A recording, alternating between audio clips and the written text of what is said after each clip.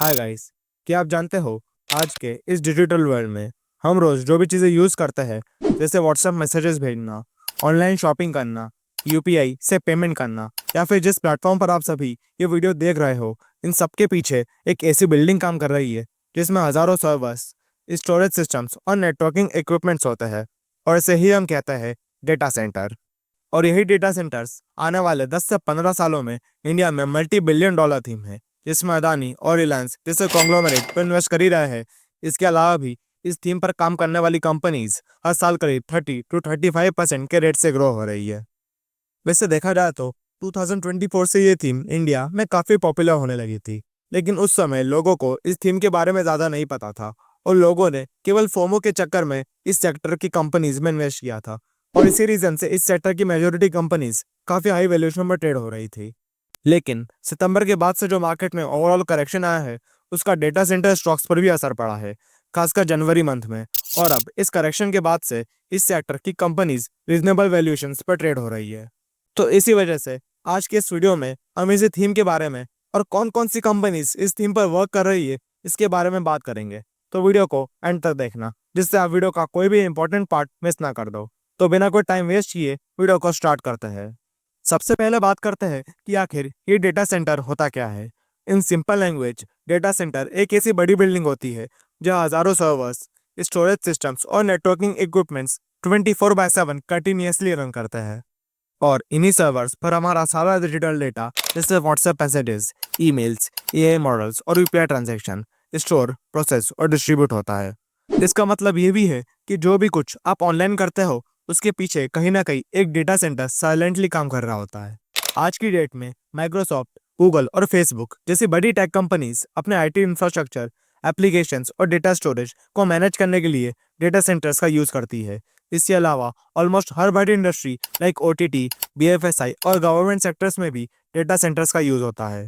Data centres build करने के लिए सिर्फ सर्वर्स लगाना काफी नहीं होता। डेटा सेंटर को इफेक्टिवली रन करने के लिए जरूरत होती है हैवी इंफ्रास्ट्रक्चर की। इसमें 24/7 हाई पावर सप्लाई चाहिए होती है। सर्वर्स को ओवरहीट से बचाने के लिए एडवांस कूलिंग सिस्टम्स की रिक्वायरमेंट होती है। इन बिल्डिंग्स में फिजिकल और साइबर दोनों लेवल पर एक्सट्रीम सिक्योरिटी होती है और साथ ही इंफ्रास्ट्रक्चर इतना मजबूत होता है कि उसमें फाइबर कनेक्टिविटी, फायर कंट्रोल और अर्थक्वेक प्रोटेक्शन जैसी हर चीज शामिल होती है।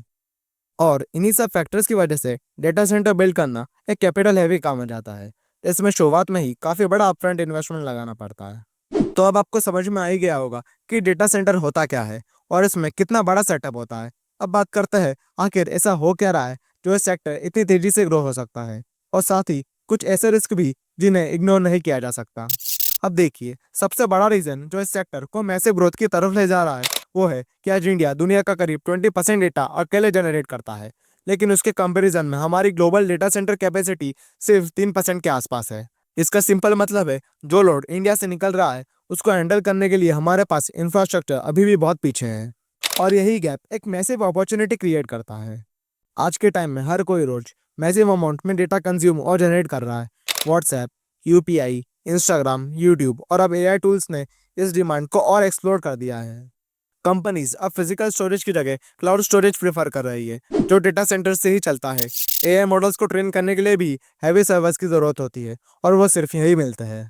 5G और आईओटी के स्प्रेड से स्मार्ट डिवाइसेस की मांग और रियल टाइम डेटा भी बढ़ गया है, जिससे डेटा सेंटर इंफ्रास्ट्रक्चर की डिमांड और तेजी से बढ़ सकती है। साथ ही रिलायंस, अदानी जैसे बड़े कॉर्पोरेट्स और एनटीटी, एचटीटी जैसे ग्लोबल प्लेयर्स मैसिव इन्वेस्टमेंट कर रहे हैं। गवर्नमेंट भी इसे अब एक स्ट्रेटेजिक सेक्टर की तरफ पुश कर रही है। डेटा सेंटर थीम में ग्रोथ के काफी रीजंस है। हालांकि इस सेक्टर के कुछ ऐसे रिस्क भी है जिसे इग्नोर नहीं कर सकते। जैसे पहला रिस्क है हाई कैपिटल नीड का। डेटा सेंटर बिल्ड करने के लिए काफी ज्यादा अपफ्रंट इन्वेस्टमेंट लगता है, जिससे स्मॉल प्लेयर्स एंट्री नहीं कर पाते और फाइनेंशियल रिस्क भी काफी बढ़ सकता है।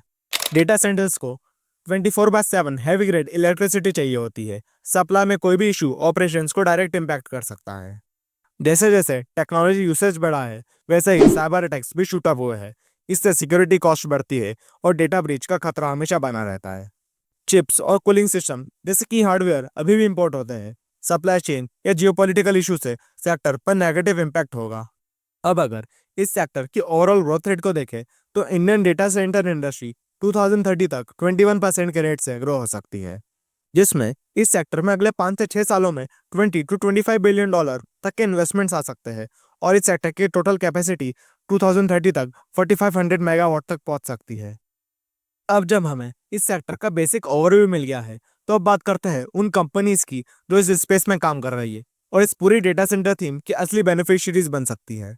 तो इस लिस्ट की हमारी सबसे पहली कंपनी है स्नाइडर इलेक्ट्रिक, एक ऐसी कंपनी जो इलेक्ट्रिसिटी डिस्ट्रीब्यूशन और ऑटोमेशन सिस्टम्स की मैन्युफैक्चरिंग और सर्विसिंग में स्पेशलाइज करती है। ये कंपनी वो सारे क्रिटिकल पावर कंपोनेंट्स तैयार करती है जो किसी भी बड़े डेटा सेंटर को स्टेबल, सिक्योर और अनइंटरप्टेड इलेक्ट्रिसिटी पहुंचाने और इफिशिएंटली ऑपरेट करने में हेल्प करते हैं। आज इंडिया में जितनी भी मेजर कंपनीज अपने डेटा सेंटर्स बिल्ड कर रही है, वो स्नाइडर इलेक्ट्रिक के पावर डिस्ट्रीब्यूशन, कूलिंग और ऑटोमेशन सॉल्यूशंस के एक्टिवली यूज कर रही है। अब अगर कंपनी के फाइनेंशियल्स की बात करें, तो करंटली कंपनी का मार्केट कैप लगभग 20,000 करोड़ और पी रेशो 78.6 का है। वही आरओई और आरओसी दोनों ही कंपनी के काफी ज्यादा हाई है, जहां करंटली कंपनी का आरओई 65.8 और आरओसी लगभग 40 का है। और अगर कंपनी के डेट की बात करें, तो डेट टू इक्विटी रेशो 0.83 का है, जो थोड़ा हाई है, और इंटरेस्ट कवरेज रेशो 7.75 का है। अगर कंपनी की सेल्स एंड प्रॉफिट को देखें, तो लास्ट 10 ईयर्स में कंपनी की सेल्स ग्रोथ थोड़ी स्लो रही है, लेकिन 3 और 5 ईयर्स के इंटरवल में कंपनी ने काफी अच्छी रेवेन्यू ग्रोथ दिखाई है। वही प्रॉफिट की बात करें, तो कंपनी FY21 तो क्लॉस में थी, लेकिन उसके बाद से ही कंपनी ने काफी अच्छी प्रॉफिट ग्रोथ दिखाई है और कंपनी के ऑपरेटिंग मार्जिन्स भी पिछले कुछ साल में काफी ज्यादा इंप्रूव हुए हैं। अगर कंपनी की शेयर होल्डिंग पैटर्न की बात करें, तो प्रमोटर्स की होल्डिंग लगातार पिछले कुछ सालों में 75% बनी हुई है और FII एंड DI की होल्डिंग भी इस ड्यूरेशन में बढ़ी है। इसके अगेंस्ट पब्लिक की होल्डिंग इस ड्यूरेशन में कम हुई है। अब चलते हैं हमारी लिस्ट की दूसरी कंपनी की तरफ, और यह है नेटवेब टेक्नोलॉजीज, जिसमें कंपनी डिजाइन एंड मैन्युफैक्चर करती है high end computing servers, data storage solutions and cloud storage, जिसका यूज डेटा सेंटर में होता है। एंड रिसेंटली नेटवेब ने एनवीडिया के साथ पार्टनरशिप की है to build high end computing systems, specially focusing on AI and high performance computing solutions. अगर कंपनी के फाइनेंशियल्स की तरफ नजर डाले, तो कंपनी का मार्केट कैप 10,000 करोड़ से थोड़ा ज्यादा का है। वही पी रेशो अराउंड 90 का है।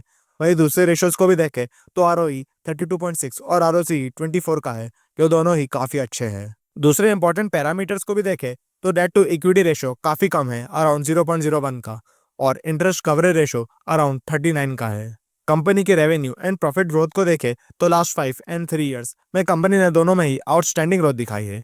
तो लास्ट 5 ईयर्स में कंपनी ने सेल्स में 49% एंड प्रॉफिट में 96% की जबरदस्त ग्रोथ दिखाई है। वही 3 ईयर्स में भी कंपनी ने सेल्स में 67% और प्रॉफिट में 72% की आउटस्टैंडिंग ग्रोथ दिखाई है।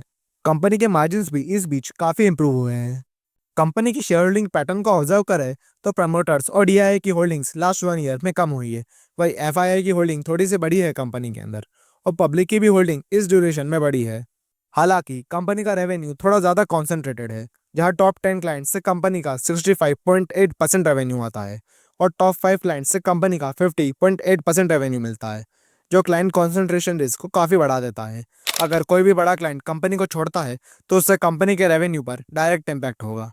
अब इस लिस्ट की लास्ट कंपनी की बात करते हैं, अनंतराज लिमिटेड। यह एक Delhi based real estate developer है, जिसमें कंपनी की नॉर्थ इंडिया में काफी स्ट्रॉन्ग प्रेजेंस है, जिसके अंदर कंपनी अपनी subsidiary Anantraj cloud private limited के थ्रू स्ट्रेटेजिक लोकेशंस पर डेटा सेंटर बिल्ड और ऑपरेट करती है to provide infrastructure and services to meet the growing demand for digital and cloud solutions in India. And company ने Google and Orange business जैसे international companies के साथ partnership की है to expand its data centres business. यहाँ पर अगर हम कंपनी के फाइनेंशियल्स की ओर नजर डालें, तो करेंटली कंपनी का मार्केट कैप 19,284 करोड़ और पी रेशो अराउंड 45 का है। अनंतराज के प्रॉफिट एंड सेल्स ग्रोथ को देखें, तो लास्ट 10 ईयर्स में कंपनी के रेवेन्यू एंड प्रॉफिट दोनों की ग्रोथ डबल डिजिट में रही है, एंड लास्ट 5 एंड 3 ईयर्स में ये ग्रोथ और भी फास्ट स्पीड से हुई है।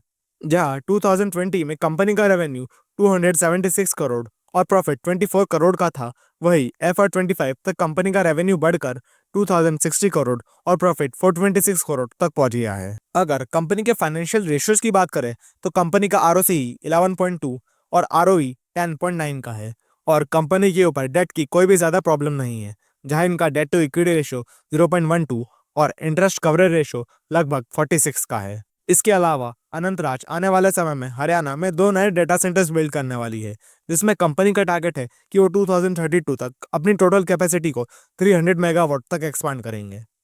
जहां अगले 4 सालों में डेटा सेंटर सेक्टर अनंतराज के टोटल रेवेन्यू में से 40% रेवेन्यू कंट्रीब्यूट कर सकता है, जो अभी के टाइम में लेस देन 10% कंट्रीब्यूट करता है।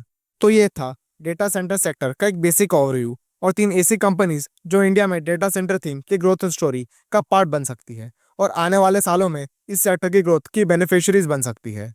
हालांकि इन कंपनीज में इन्वेस्ट करने से पहले अपनी फर्दर रिसर्च जरूर करना और याद रखना कि ये वीडियो केवल एजुकेशनल पर्पस के लिए है और किसी भी टाइप की buy and sell recommendation call नहीं है। तो इस स्टॉक के किसी भी स्टॉक में इन्वेस्ट करने से पहले अपनी खुद की रिसर्च जरूर करना। और आपको नेक्स्ट किस कंपनी ये म्यूचुअल फंड पर एनालिसिस चाहिए, कमेंट सेक्शन में बता देना। वीडियो अच्छा लगा हो तो इसे लाइक कर देना और ऐसे ही फाइनेंस से रिलेटेड कंटेंट के लिए चैनल को भी सब्सक्राइब कर देना। मैं आपको नेक्स्ट वीडियो में मिलता हूँ, तब तक के लिए हैप्पी लर्निंग, हैप्पी इन्वेस्टिंग।